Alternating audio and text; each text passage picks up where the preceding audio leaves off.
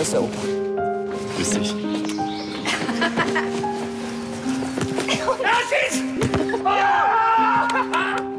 Merkt ihr denn nicht, wie respektlos das ist, wenn man nicht so viel anders als ein Möbelstück behandelt wird? Also was darf ich denn heute wieder nicht erfahren? Ich sag dir auch nicht die Wahrheit. Jakob. Vielleicht solltet ihr euch nicht so bedrängen. Versetz dich einmal in meine Lage.